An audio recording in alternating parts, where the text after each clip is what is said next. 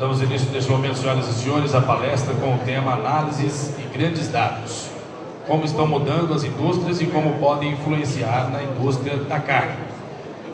Convidamos o palestrante PhD pela Red School, diretor-geral da Análises Primárias.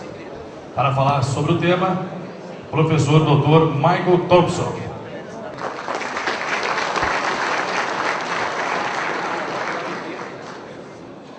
Good afternoon. Eu não falo português muito bem. We'll be speaking in English for those of you that would like to use the headsets.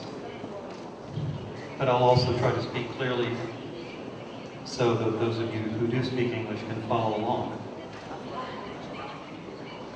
If you are a little bit, perhaps, bored even with talking about beef, I'll also be talking about how you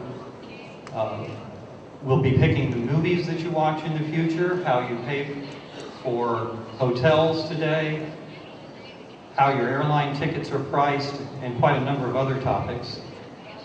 And I guess I'm also aware that even though the topic of my talk today is about analytics, I don't have as many numbers in this presentation as some of the other speakers may have had. So we're going to try to stay at a very strategic level today. I manage a small consulting firm that focuses on advanced business analytics. Basically problems when a little mathematics is involved. I have a partner, co-owner of First Analytics, who has written extensively on this subject. He first wrote a Harvard Business Review article a few years ago that became the most reprinted Harvard Business Review article that year. He's since written a book by the title Competing on Analytics, and a sequel to that book called Analytics at Work. My firm, First Analytics, also partners with one of our hosts today, Elanco, in their efforts to help you, their customers, with analytics. We also partner with the largest graduate program in statistics in the United States at North Carolina State University, and with the largest analytics software company. Some of you in graduate school may have come across the software company SAS in your statistics courses. There are some who believe that we are entering an age, a golden age, of analytics. And at least in the US and English-speaking countries, there's been quite a lot written about this recently. From The Economist, talking about how algorithms underpin a lot of our lives today, to Business Week, talking about how math will rock our world, to a book about American baseball and how analytics is affecting the way players get picked for baseball teams, to Super Crunchers, a book called The Numerati, and most recently, McKinsey, the large global consulting firm, has published a large study called Big Data. And I think we've really made it here now. There's a movie out, or coming out shortly in the next couple of weeks, about analytics in baseball called Moneyball, starring Brad Pitt. Many of us are still waiting for the movie with Angelina Jolie. So how did we get here? How did analytics get to be a topic in the business press, the popular press, and now even the movies? Some of it is due to powerful computers. Most of you own computers that, when I was in graduate school, would have been considered supercomputers that only governments and their national laboratories could afford. But also there have been great advances in analytical software. This is a place where businesses have actually been slow to change. Most of you are still using very simple analytical software, spreadsheets and the like. But data is piling up everywhere. more and more people are getting trained in advanced analytics. More and more businesses are becoming fact-based, making decisions based on data rather than folklore. Some of our clients refer to it as tribal knowledge. But mostly analytics is becoming more important because there's a business need for it. Now, if I go beyond some of the hype and the stories that you see in the press, there is some research to support this trend towards more analytics. The Harvard Business Review article I mentioned started based on a couple of studies done in 2000 and 2005. My colleague Tom did more interviews for his book on competing on analytics, and then together with the consulting firm Accenture, did surveys of hundreds of companies and what they were doing in analytics. And what they found was interesting. First off, there has been a trend over time between 2002 and 2006 in the dark blue towards building more analytic capabilities. More and more companies are talking about becoming what they believe is above average or even excellent at analytics, making analytics part of what they consider their core competency. Perhaps even more interesting, if you separate those companies out into those that have been top performers and those who have not been top performers, 15% of the top performers said that analytics were key to their strategy, whereas only 3% of the low performers said that analytics was key. Well, I've been talking about analytics. Let's say a little more about what it is and what it is not. On this graph, you see on the bottom axis a growing degree of intelligence in the software and the people who use it. On the vertical axis, you see increasing competitive advantage. Now, most IT investment and most IT software today occurs in that blue region in the lower half of the graph. It focuses on giving you standard reports, or more recently, the ability to create your own reports, to query, and to drill down. While I don't want to say that those are bad things, it has one severe limitation. The severe limitation is it still leaves to you, the person looking at that report, or that summary, or that drill down, to figure out what's going on. The computer helped you find data, it didn't help you analyze it. It didn't help you process it. This is where we go above the blue part of the graph into statistical analysis that can help you understand why something was happening. What was the root cause? That can help you forecast what will happen if the trend continues. Pause for a moment and think about how many reports you get and whether any of them, whether any report that you get actually makes a prediction about what will happen next. Or do they all just say what happened last month and last year? Predictive modeling is a component of analytics. If I take this action, what will be the result? What will happen? And finally, optimization. What's the best that could happen? Analytics uses more powerful tools than, frankly, most companies get exposed to.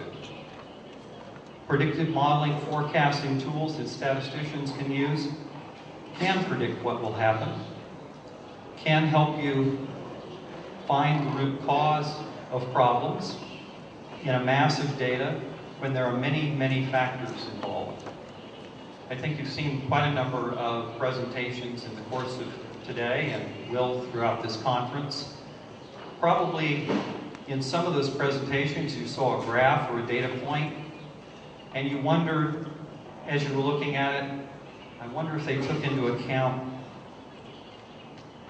a specific factor that I'd be worried about in that situation. Have they really considered all the variables and all the aspects of that situation? The statistical tools, the econometric tools that advanced analytics can bring to bear can sort those things out. And the mathematical tools of operations research can help you optimize. I'll give you an example from another livestock industry. We're working with a poultry company, and they have a simple question.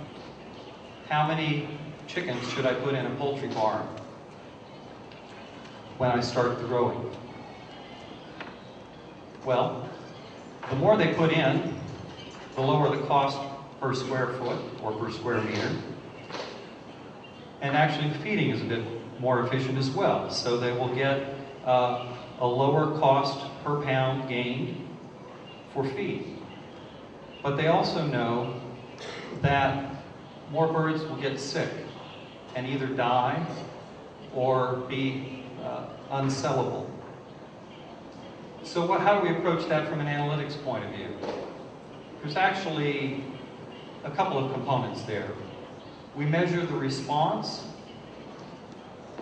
using the company's data to the increased density of birds in three ways. We measure each of those aspects. We measure the improved financial performance, but also the increase in deaths and losses of birds that cannot be sold.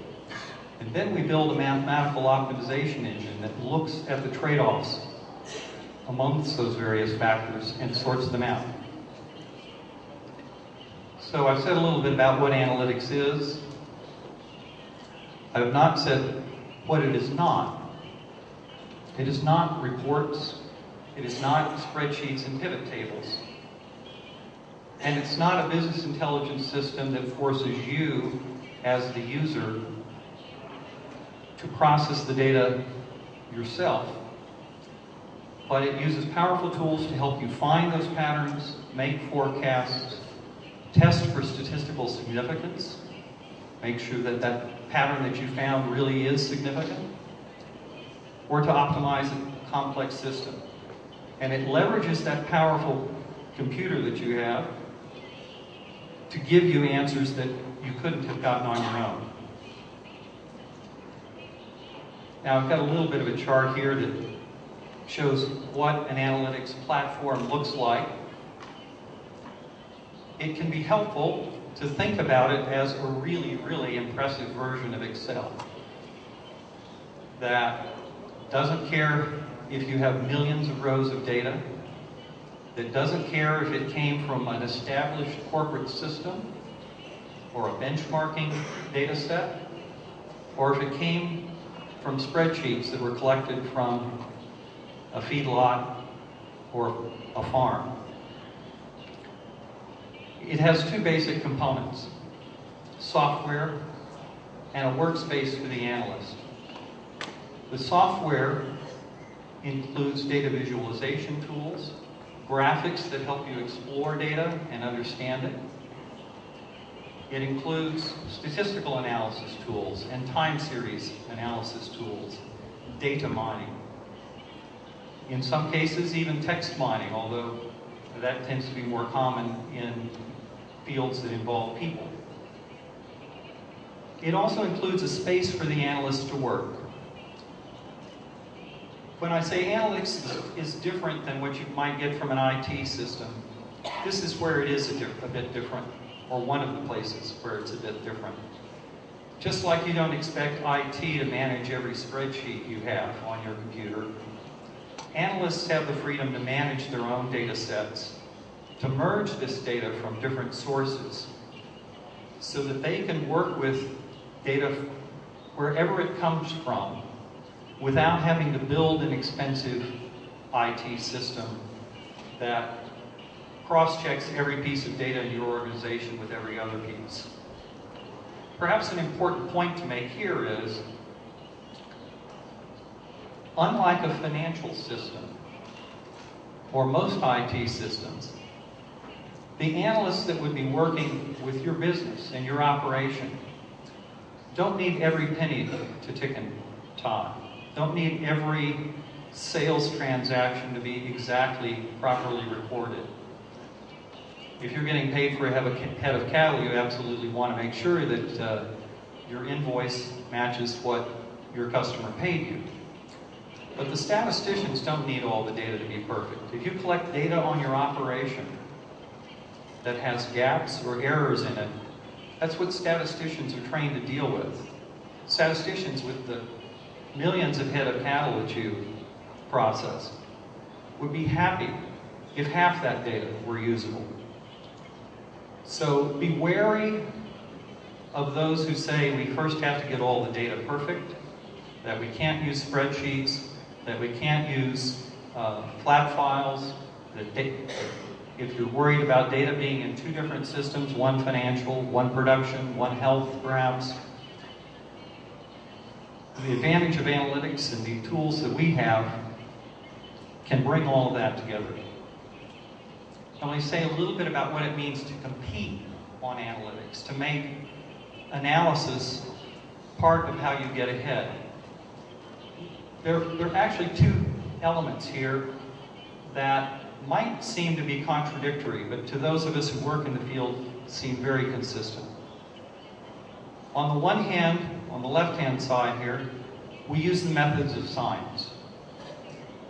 We try to be objective. We try to do dispassionate analysis. We try to let the numbers speak for themselves. We try to use rigorous statistical methods. We do use computers. And we try to be disciplined and have a plan about how we do our work. On the other hand, it takes some passion and creativity to understand the business, to have some intuition about where the problems might lie, what kind of data you might need, what the real issues might be. Above all, it takes good people.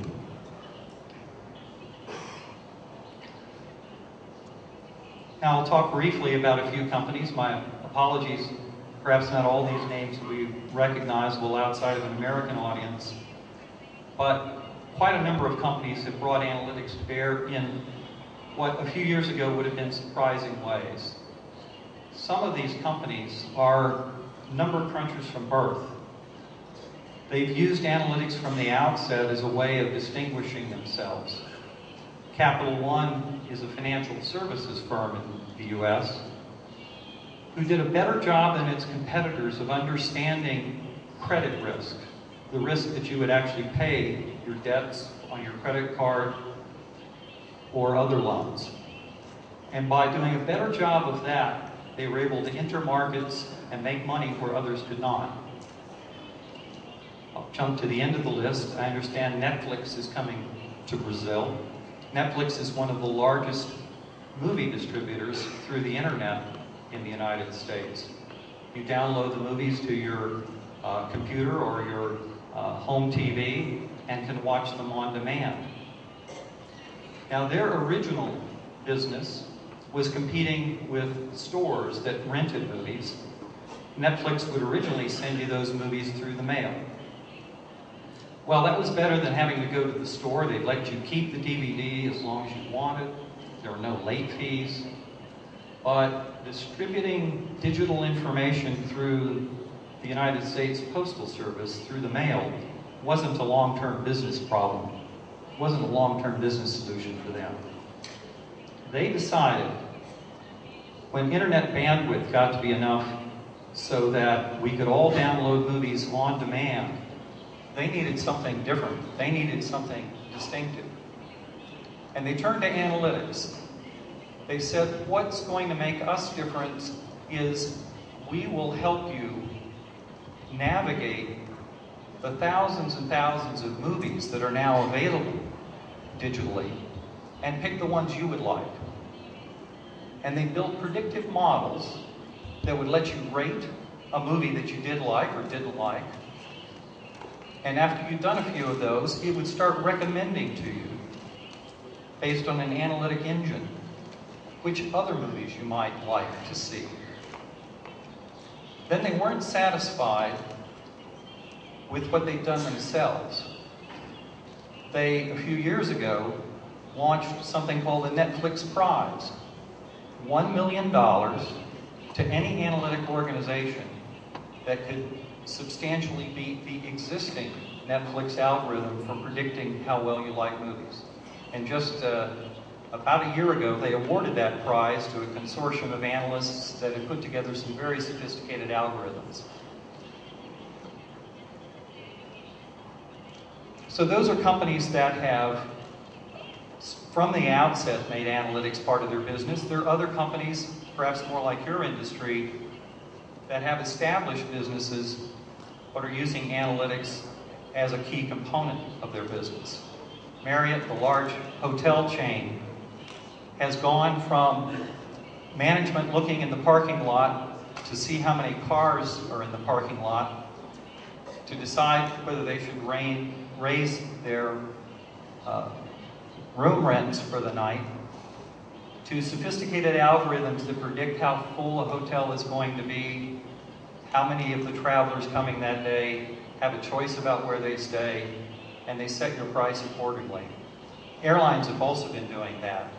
An interesting exercise to do on an airline is talk to the people around you and see what you all paid for a ticket. Those of you that are traveling at short notice on business, you pay the premium price. Those of you who've gone to websites and booked in advance pay a lot less.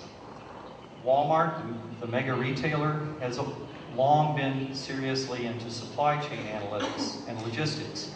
Progressive Insurance has gotten to be very good at pricing insurance risk and gone after markets that others thought were too high risk, like motorcycles, and found that they could make a lot of money because their competitors were pricing that risk too high. Some other companies have made analytics part of their turnaround. If you go to Las Vegas and visit a Harrah's casino, you'll be surprised how much analytics is going on behind the scenes. They found, for example, it's not how much money you've lost at the table that makes you walk away. It's how suddenly you lost that money. If you've lost a little bit of money at a time over a long period of time, you're not at high risk of walking away. However, if you were on a winning streak and suddenly it seemed to turn around and you're losing, they'll give you a drink coupon. Take a break, come back. When you've had a little rest, maybe your luck will change. To the analyst, of course, none of that's actually true. The odds don't change for you. There is no such thing as a winning streak or losing streak to a statistician. But that's not the way we behave, and Harrah's knows that. So now we're going to talk a little bit about how you would get into analytics. What does it mean in the beef industry? And this is something we're going to have to co-create. First, it's perhaps helpful to think about what stage you were at. We tend to think of analytics in terms of 5 stages. Some of the companies I've been talking about are right at the pinnacle, right at the top, stage 5. We compete on analytics, it's our business, it's what we do. On the other hand, some are analytically impaired at the very bottom. Really don't have a clue. Most companies are somewhere in between, doing pieces of analytics that are very localized or aspire to do more analytics. Let's talk a little bit about how you break down that assessment of yourself. When we do formal assessments, we tend to break things into 5 areas. For short, we call it Delta. And those areas are data, enterprise, leadership, targets, and analysts. Admittedly, this is a little bit contrived just to make the acronym work, but it's helpful to remember. First off, are you good managers of your data? How broad is it? How well do you integrate it? How good of quality is it? And perhaps more importantly, do you have anything unique? Most companies fall down in this space by only having the data that comes naturally through their financial systems or their production systems from a software vendor. They don't think back, what do we really need for our decisions, and work towards getting the data they need. Do you take an enterprise approach to analytics? Is it something that's an afterthought, or do you actually have leadership focused on making yourselves better at analytics? When we refer to targets, we refer to, what are you using, the question, what are you using analytics for? What are the most important things that you need more analysis and more information on? You have a clear picture of that. We generally recommend that you pick something very important to you and go deep in analytics in that area before going broad. And finally, you need some analysts. And we'll talk a little bit more about those challenges in a moment. But let's talk about those first steps in analytics. I'm going to suggest to you something that will seem obvious when I say it. And yet, if you take out a cocktail napkin here at the break, I think you'll find it a little harder to do than you might think. And that is to say, as a decision maker, what decisions do I make? What decisions matter to my business? Is it a few decisions that those of us in higher management make to set policies and guidelines? Or is it the collection of a lot of small decisions that people in the field operations make? Or is it some of both? The first thing we try to do when working with a company to help them get better at analytics is help them to understand what decisions they make and which ones could be made better. Well, analytics is about data, so we also want to understand what data they have. And this one can also be hard. I sometimes say that the phrase business intelligence is a little confusing because business intelligence seems to make some of our clients dumber. They feel like if they can't get an automatic report on the home screen of their computer, that their company doesn't actually have that data, or it's not usable because it's not integrated. I had one company, a $30 billion global consumer products firm, who insisted to us for a year that they didn't have some important data that they would need to improve their supply chain. Well, we found out after a year that, in fact, somebody named Jack had been saving a spreadsheet every week for the last 2 years, and they actually had that data, but they didn't know it. So after you've thought about your decisions, think about what data you have that could be useful to those decisions. And think beyond the four walls of your company. What data do you need from the outside? Benchmark data? Weather data? Market data? Think about your business. We'll come back to that one in a minute. You, of course, need some analysts and some analytic tools. And perhaps most importantly, the ability to match the decisions that you need to make and the analysis you want to make those decisions with specific techniques.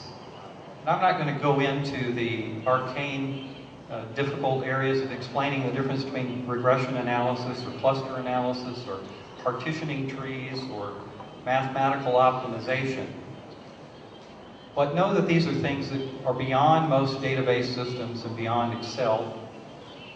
Routine for some of us, but not things you can expect to do with a typical finance analyst with an MBA.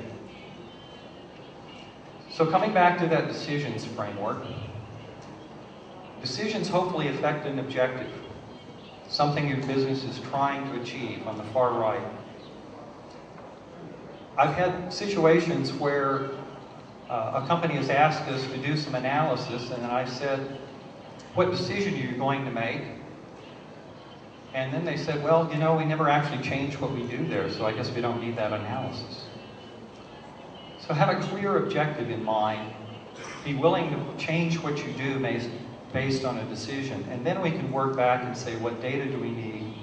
What analysis can help you? Let's think about data.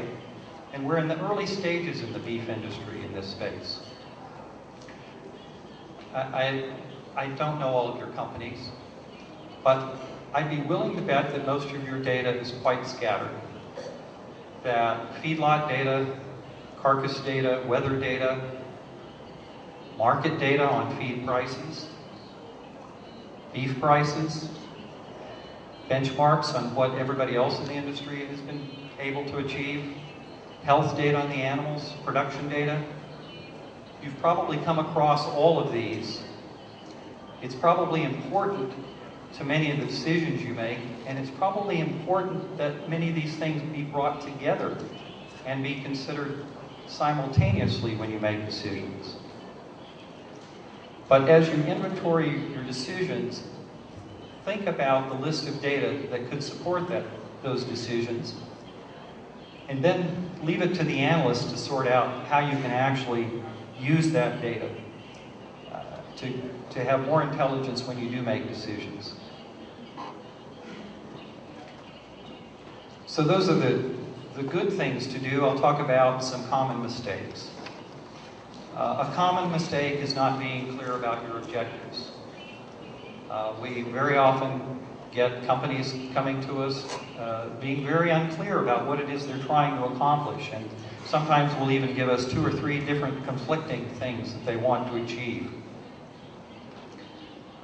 A second one is jumping in and saying, gee, I would like to know, blank, fill in the blank with whatever you have heard your colleagues ask for, before they've decided what it is they're going to make a decision about. Why are you doing analysis without knowing what decision you're supporting?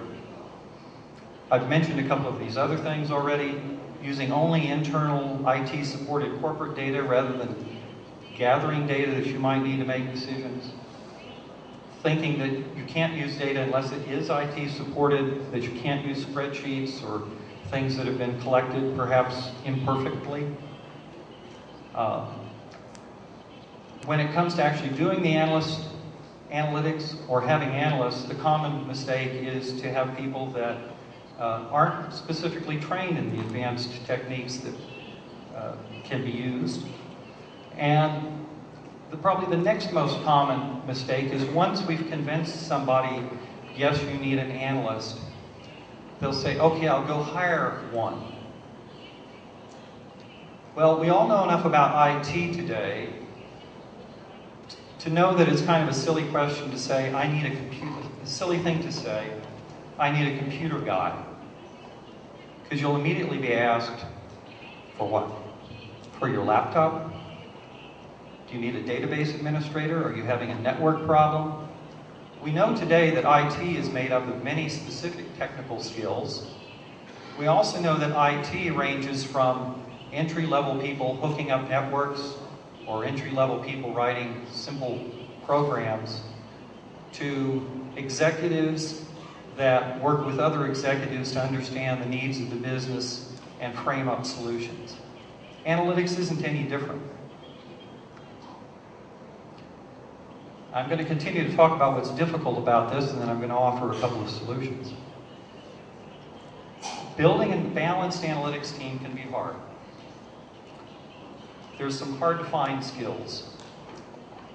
People that like to write equations on blackboards or spend their evenings with computers aren't always the best people at formulating business problems. Talking with colleagues about the business, understanding how it runs, what's important and what's not. Another important one, and I'd say in my experience working in the livestock industry now, and beef is no different, on the one hand, more than any other industry we've worked in, we run into people that have graduate training, have PhD or Doctor of Veterinary Medicine after their name, and have some strong statistical training. On the other hand, their training mostly has been in a university setting or has to do with clinical trials and controlled experiments. When the real business world that you live in uses pretty messy data. You're not running controlled experiments when you run your business very often. You try different things, the weather changes, you swap out one treatment program or feeding program, or try a different breed, or try a different feed plan for how many animals per hectare or acre. Analytics can help sort through that, but it's a different skill set in working with large, messy data sets with thousands, hundreds of thousands, or millions of records than it is learning to manage a controlled experiment. So in our own work and partnering with Elanco, this is one of the areas where we've been mutually learning, working with animal science professionals and their veterinarians to understand how we can better leverage the massive amounts of data. On the other hand, we need that business knowledge. We need those technical consultants with domain knowledge about beef science, about veterinary medicine, and we need the people that understand the economics of the business to formulate plans of attack for understanding what the right decisions are. And then finally, we need those of us who can pick the right analytic tools, know what SAS procedure to use, whether this is a cluster analysis or for a segmentation problem or a regression analysis or whatever. Just like in other businesses, there's a pyramid to making a balanced team that ranges from entry-level people. We bring in graduate students from North Carolina State University that have a master's or PhD underway. They have very strong technical skills, frankly more analytical skills than most companies use, but they need guidance to know how to apply those skills. In the middle level, we have specialists in different analytic domains. And at the top, people with the business and communication skills to bring it all together. Now, that makes things a little hard to build that team together, and unfortunately I've got even worse news. It's hard to find all of those people. I probably should have asked you a question before this slide, but you might guess that the United States is the largest producer of people with advanced degrees in analytic fields, such as statistics. You might have also guessed that Russia and India and China are the next on the list. You might not have guessed that Brazil is fifth. You do a good job, particularly per capita, of producing good analysts, or at least trained analysts. The bad news is, even as in the United States, as the largest producer of people with analytics, according to McKinsey forecasts, we're going to run out of talented analytical people. You can see in the upper right that dark blue segment is the gap in 2018, which is now not that very far away, between the demand for analysts in the United States and the number of graduates. So the good news is you don't have to do this all yourself. And in fact, this is an area where there's quite a bit of partnering. The disadvantages of doing it yourself are you have to make that investment in tools, software, and in people. You have to try to build a well-rounded team. There's a bit of a steep learning curve. Analysts are, like some computer people, a little quirky to manage. Like all of us, they want to have a career path. They don't want to be the only analyst in an organization. They want somebody that speaks their language. They want an opportunity to advance. So a small group of analysts can be very out of place in a company that whose primary job is not focused on analytics. But the good news is you can partner. I've already mentioned that we partner with NC State University to bring in entry-level talent to supplement our capabilities at the entry level. That allows us to focus on people with the business knowledge, domain knowledge, and management ability, and the ability to frame problems in ways that more technical analysts can work them. In turn, Elanco has partnered with us. They have analytic capabilities beyond just their veterinarians and their animal science experts. They have statisticians, they have people that work in the benchmarking space, but they wanted more knowledge of the available tools and methods, a more well-rounded team, and a broader set of expertise. Outsource your analytics to them. We first suggest that you learn to do analytics closer to home before you hand it over to someone overseas, but you can do things on a consulting project by project basis, or we certainly have clients that have contracted with us for a dedicated analytics team so they don't have to build it. So I hope this has been helpful to you. I'll give you a couple of thoughts on what you can do to learn more. I'll put in an advertisement for my colleague's writings. His name is Tom Davenport, Competing on Analytics. And if you reach out to me, I'll actually send you a copy of his Harvard Business Review article. There are other places you can go to. There is now an International Institute for Analytics that charges a small fee, but you can see a lot about what other companies are doing. There are LinkedIn groups on analytics. Feel free to contact me.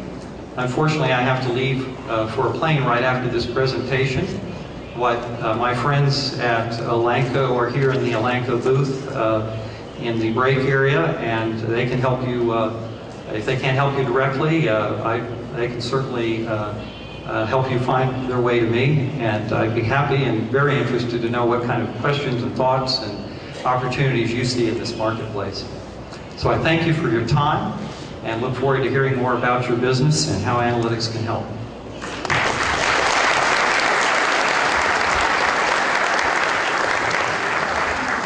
Gostaríamos de informar a todos que para esta palestra não teremos debate. As dúvidas serão sanadas com o próprio palestrante do stand da Elanco.